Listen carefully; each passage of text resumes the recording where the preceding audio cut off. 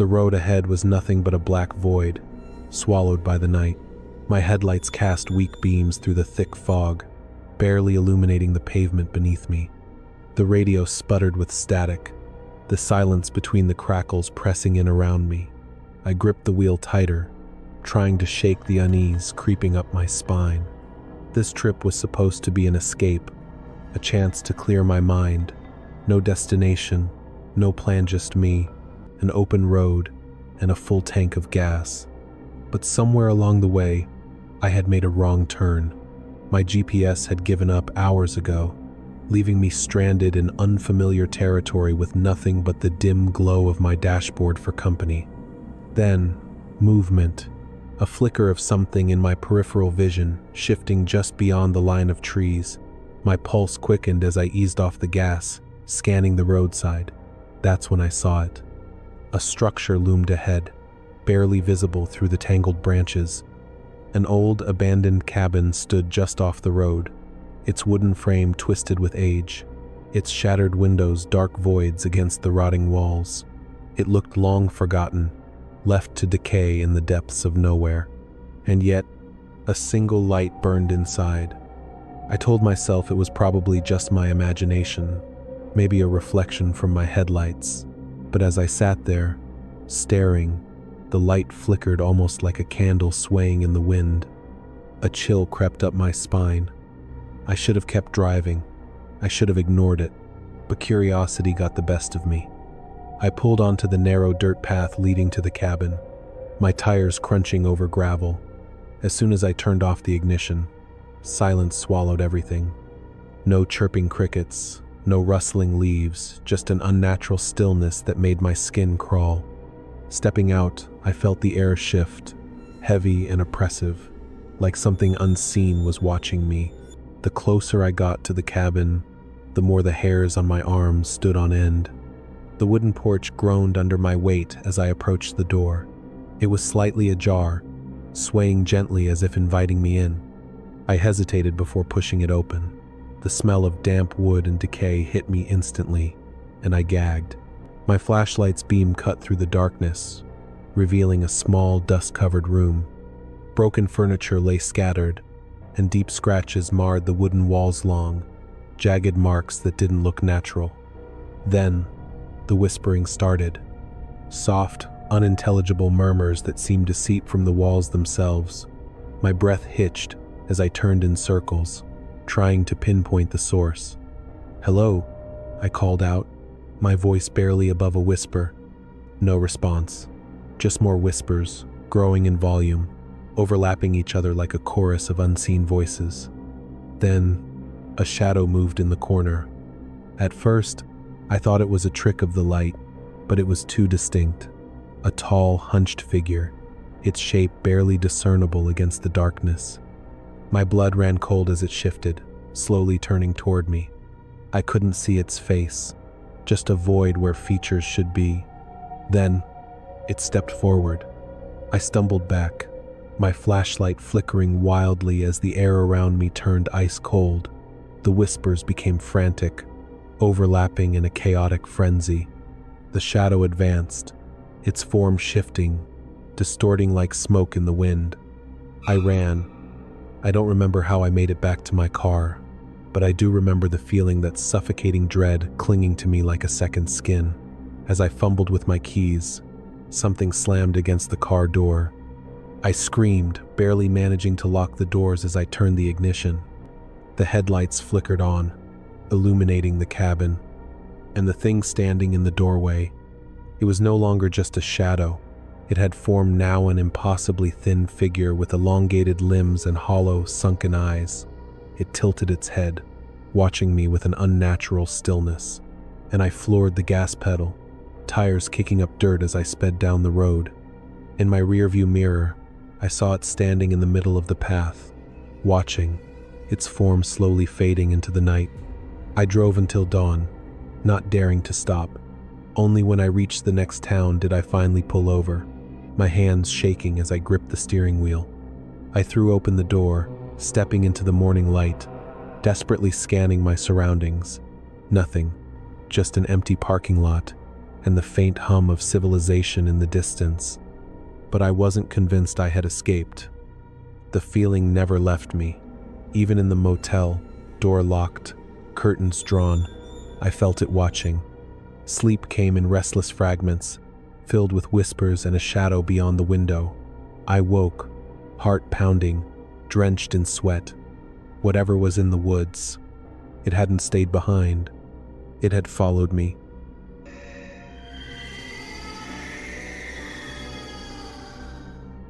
The mountains had always called to me vast, silent, untouched. There was something about their isolation that felt like an escape, a place where I could breathe without the weight of the world pressing down on me. So when the chance for a weekend hike came up, I didn't hesitate. A break from the city, from the noise, from everything. It was exactly what I needed.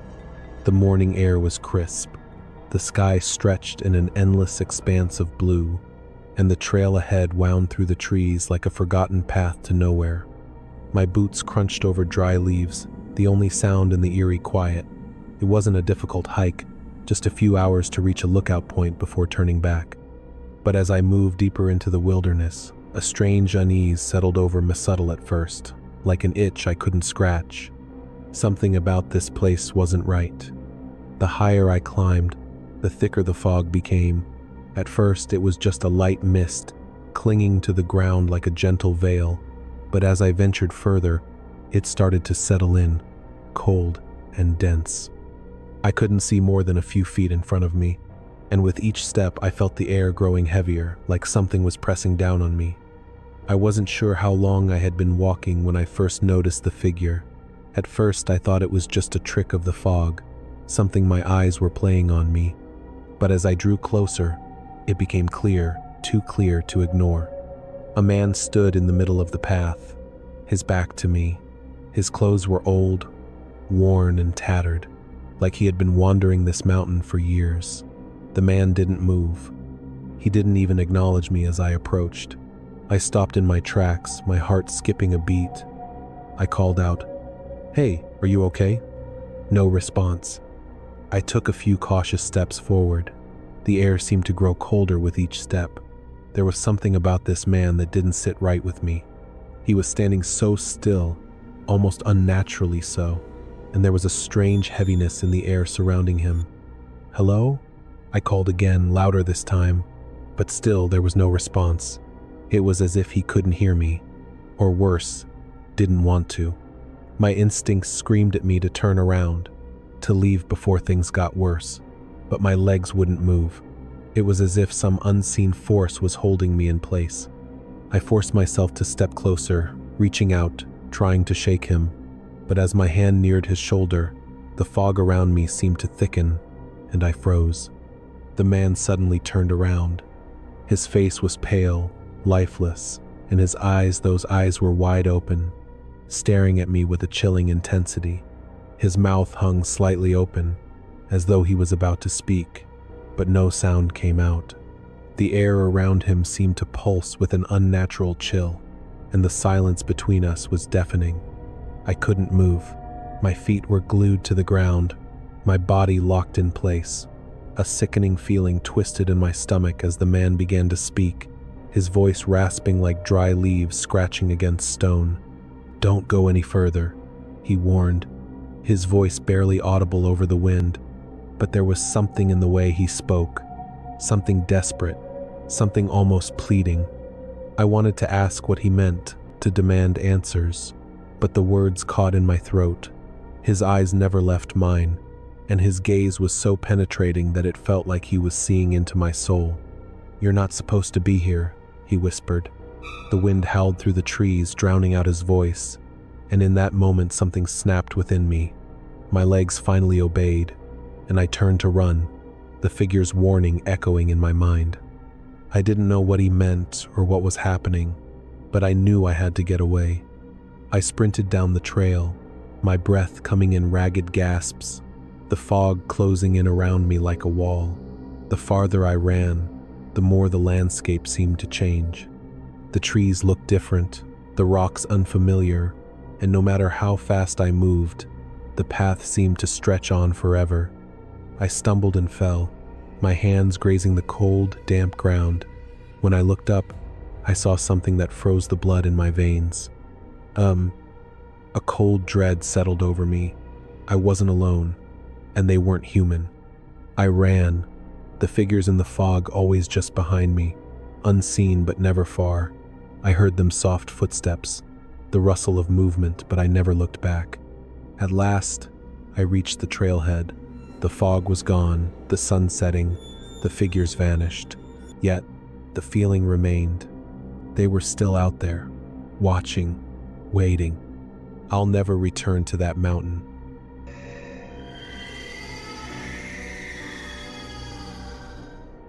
The rain poured in relentless sheets, blurring the world beyond my windshield. Thunder rumbled in the distance, a low, angry growl that echoed through the empty highway. I gripped the steering wheel tighter, my head pounding from the kind of day that made me question why I even bothered. My office had been downsizing, and though I had managed to keep my job, the weight of uncertainty hung over me like a storm cloud. All I wanted was to get home, eat something, sleep, forget. But the road stretched on in lonely silence, the rhythmic sweep of the wipers, the only sound keeping me company. Then, out of the darkness, it appeared. A bright yellow sign, standing stark against the night. Road closed. Use detour. It hadn't been there yesterday, and I didn't remember hearing about any construction. I slowed down, debating if I should ignore it. The main road led straight to my house, and I wasn't in the mood for unnecessary delays. But the barricade was real. Orange cones lined up neatly across the street. I sighed and took the turn. The detour led me down an unfamiliar, winding road surrounded by thick trees. The further I went, the more uneasy I felt. The road was slick, the streetlights were sparse, and my headlights barely cut through the rain. Then I saw another sign. Keep going. You're almost there. That was odd. I chuckled nervously. Since when did detour signs give encouragement? But the road was too narrow to turn around, so I pressed on. The trees grew denser, their branches bending under the storm's force. I checked my GPS. It showed no road at all, just an empty patch of land. A sharp crack of thunder made me jump, and my headlights flickered. When they came back on, a figure stood by the side of the road. I slammed the brakes. A man, soaking wet, stared at me. He was tall, his clothes dark and tattered, his eyes hidden beneath the shadow of his hood. He didn't move, didn't signal for help, just stared. I swallowed hard and quickly checked my doors locked. The man raised a hand, slowly pointing down the road. I hesitated. My gut screamed at me to turn around. But where? The road was too narrow, and reversing in this weather was asking for an accident. Taking a deep breath, I rolled forward, my hands gripping the wheel tighter than necessary. As I passed him, I forced myself not to look, but in the corner of my eye, I swore I saw his head turn, following me. More signs appeared. Don't worry, you're safe. Just a little further. The rain intensified, sheets of water cascading over my windshield. The road twisted unnaturally, as if I was driving in circles. My radio crackled before turning to static. The GPS was still useless. I clenched my jaw and kept driving. Then I saw the last sign. Stop. Look behind you. My stomach turned. No way. This was some elaborate prank. Or maybe I was overtired and seeing things. I pressed harder on the gas. A whisper brushed against my ear. You should have stopped. I screamed and swerved, the car skidding on the slick pavement. My heart pounded as I gripped the wheel, trying to steady myself. When I glanced in the rearview mirror, my blood ran cold. The man was in my back seat. His face was pale, stretched into an unnatural grin, his eyes black and endless bored into me. The car shuddered, the engine stalling. The lights flickered again, and for a moment, the world was silent, except for the rain and my ragged breathing. Then he spoke. The sign warned you. Darkness swallowed everything. I woke to the sound of my name. Blinking, I found myself in my driveway, hands trembling on the wheel. The rain had stopped, the street slick under flickering streetlights. My radio hissed with static before shutting off. Had I imagined it? The wrong turn, the figures in the trees, the endless drop into darkness.